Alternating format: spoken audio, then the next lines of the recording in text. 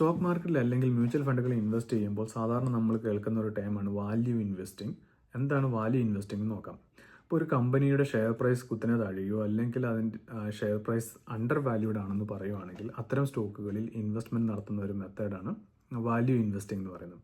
ഇപ്പോൾ stock under valued ആണ് അല്ലെങ്കിൽ സ്റ്റോക്കിൻ്റെ വാല്യൂ കുത്തനെ ഇടിഞ്ഞു എന്ന് വിചാരിച്ച് നമുക്ക് എല്ലാ സ്റ്റോക്കുകളിലും ഇൻവെസ്റ്റ് നടത്താനും പറ്റില്ല. മറിച്ച് ആ കമ്പനിയെക്കുറിച്ച് അല്ലെങ്കിൽ അതിൻ്റെ സ്റ്റോക്കിനെ കുറിച്ച് ഒരു ഫണ്ടമെൻ്റൽ അനാലിസിസ് നടത്തി ആ കമ്പനി എത്രത്തോളം ഫണ്ടമെൻ്റലി സ്ട്രോങ് ആണ് അല്ലെങ്കിൽ ഫിനാൻഷ്യലി സ്റ്റേബിൾ ആണെന്ന് മനസ്സിലാക്കിയ ശേഷം മാത്രമേ ആ കമ്പനിയെ നമുക്കൊരു വാല്യൂ ഇൻവെസ്റ്റ്മെൻറ്റിന് കൺസിഡർ ചെയ്യാൻ കഴിയുള്ളൂ.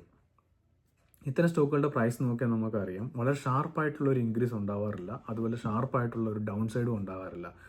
മിക്കവാറും ടൈം പീരീഡിൽ നോക്കിയാൽ ഈ സ്റ്റോക്കുകളുടെ പ്രൈസ് മിക്കവാറും ഒരു പർട്ടിക്കുലർ റേഞ്ചിൽ നിൽക്കുകയാണ് ഉണ്ടാവാറുള്ളത്. അതുകൊണ്ട് തന്നെ കമ്പാരിറ്റീവ്ലി ഈ സ്റ്റോക്കുകളിൽ ഇൻവെസ്റ്റ്മെൻറ്റ് നടത്തുന്നത് ഒരു സേഫാണ്. Risk comparatively ലെസ്സാണ്. റിസ്ക് കുറയുമ്പോൾ അറിയാമല്ലോ, സാധാരണ റിട്ടേണും കുറയും. അതുപോലെ തന്നെ നമ്മളൊരു ഷോർട്ട് ടൈം ഇൻവെസ്റ്റ്മെൻ്റ് ആണ് ഉദ്ദേശിക്കുന്നതെങ്കിൽ ഈ മെത്തേഡ് വാല്യൂ ഇൻവെസ്റ്റിംഗ് നല്ലൊരു ഓപ്ഷനല്ല.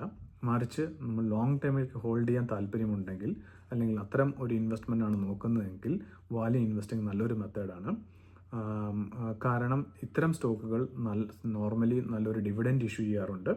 ഇത്തരം കിട്ടുന്ന ഈ ഡിവിഡൻറ്റുകൾ പിന്നെയും നമ്മൾ റീഇൻവെസ്റ്റ് ചെയ്യുകയാണെങ്കിൽ ഒരു ലോങ് ടൈമിലേക്ക് ഇത്തരം സ്റ്റോക്കുകളിൽ നിന്ന് നല്ലൊരു റിട്ടേൺ ജനറേറ്റ് ചെയ്യാൻ കഴിയും. ഇപ്പോൾ നമ്മളൊരു എക്സാമ്പിൾ പറഞ്ഞാൽ ITC സ്റ്റോക്ക് നമുക്കെല്ലാവർക്കും അറിയാം. ഈ സ്റ്റോക്കിൻ്റെ പ്രൈസ് വാല്യൂ കുറേ കാലം ഒരു 200-220 റേഞ്ചിലായിരുന്നു നിന്നുകൊണ്ടിരുന്നത്. പക്ഷേ ഈ കമ്പനിയുടെ ഫണ്ടമെൻ്റൽ അനാലിസിസ് ചെയ്താൽ നമുക്ക് മനസ്സിലാകും ഇത് ഫണ്ടമെൻ്റലി വളരെ സ്ട്രോങ് ആണ്. അതുപോലെ അവരുടെ ബിസിനസ് എന്ന് പറഞ്ഞാൽ മൾട്ടിപ്പിൾ സെക്ടേഴ്സിലാണ്.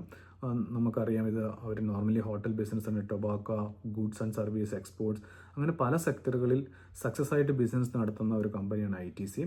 എന്നിരുന്നാലും അവരുടെ ഷെയർ പ്രൈസ് അതിൻ്റെ വാല്യൂവിനനുസരിച്ച് ഉയരുന്നുണ്ടായിരുന്നില്ല. അവർ അണ്ടർ വാല്യൂഡ് ആയിട്ടാണ് കുറേ നാൾ റൺ ചെയ്തിരുന്നത്.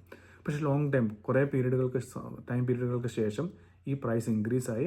അതുകൊണ്ട് ഇത് ഇൻവെസ്റ്റ് ചെയ്ത ലോങ് ടൈം ഇൻവെസ്റ്റ്മെൻറ്റ് നടത്തിയ ആൾക്കാർക്ക് ഈ പ്രൈസ് ഇൻവെസ്റ്റ്മെൻറ്റും അതോടൊപ്പം തന്നെ ITC നല്ലൊരു ഡിവിഡൻറ്റും ഇഷ്യൂ ചെയ്യാറുണ്ടായിരുന്നു.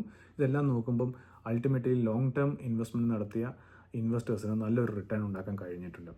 ഇത്തരത്തിൽ ഫണ്ടമെൻ്റലി സ്ട്രോങ് ആയ കമ്പനികളിലും അതോടൊപ്പം തന്നെ പ്രൈസ് വാല്യൂ വളരെ ഡൗൺ ആയിട്ടിരിക്കുന്നു, പ്രൈസ് അണ്ടർ വാല്യൂഡ് ആയിട്ടുള്ള സ്റ്റോക്കുകൾ കണ്ടെത്തി ഇൻവെസ്റ്റ്മെൻറ്റ് നടത്തുന്ന ഒരു മെത്തേഡാണ് വാല്യൂ ഇൻവെസ്റ്റിംഗ്.